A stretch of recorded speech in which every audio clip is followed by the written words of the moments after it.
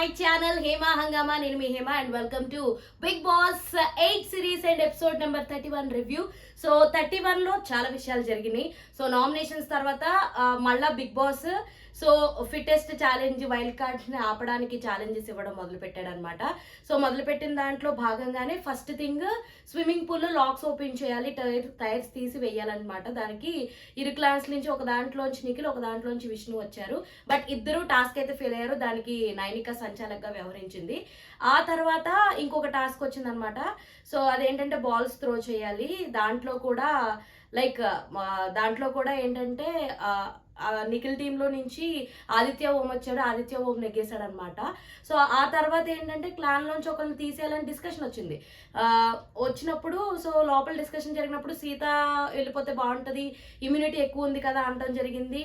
Already Manikanta గురించి కూడా నువ్వు ఒక గేమ్ ఆడేవని చెప్పేసి, మణికంఠ ఎట్లా అంటే అవకాశాలన్నీ నాకే రావాలి, నేనే ఆడాలి, నేనే ప్రతి గేమ్ వెళ్ళిపోయి ఆడేయాలి అన్న థాట్ ప్రాసెస్. చిన్న ఇష్యూస్ని బొట్ట అక్కడ ఉంది తీసుకురా అంటే కూడా అది కూడా ఇబ్బందేనంట, మామూలుగా లేదు. అరాచకం మణికంఠ అయితే. నాకైతే లిటరల్లీ ఇరిటేషన్ వస్తుంది.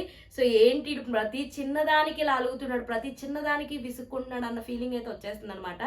ఆ తర్వాత ఇద్దరు బ్యాలెన్స్ చేసి ఆడాలంటే ఆట కూడా మణికంఠ ఆడాడు యాక్చువల్లీ. సో బాల్ గేమ్ కన్నా ముందు ఈ గేమ్ జరిగిందనమాట.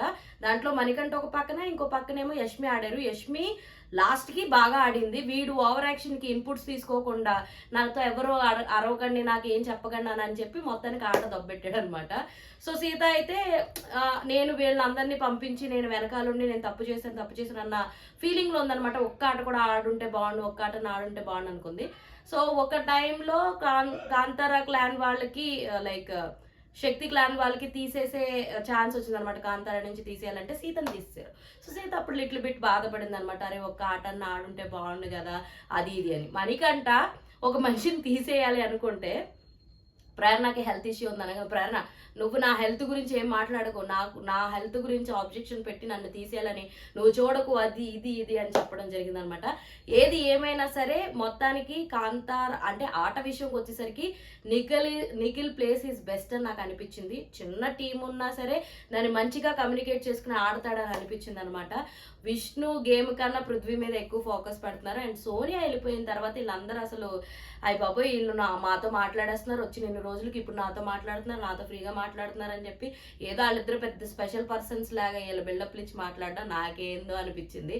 హౌస్లో ఆట ఆడండ్రా అంటే అది తప్ప మిగతా పంచాయతీలు అన్నీ చేస్తూ ఉంటారు ఈ హౌస్ మేట్స్. సో ఇది నిన్నటి ఎపిసోడ్ యొక్క రివ్యూ అనమాట. మరిన్ని ఇంట్రెస్టింగ్ అండ్ మోర్ వీడియోస్ కోసం ప్లీజ్ డూ ఫాలో హేమా హంగామా. అరే చెప్పురా. అరే అదేరా ఇందాక చెప్పమని చెప్పే కదా. ఏది ఫ్రెండ్స్ సబ్స్క్రైబ్ చేసుకోండి ఫ్రెండ్స్ కదా, మీరు కూడా సబ్స్క్రైబ్ చేసుకోండి. లేకపోతే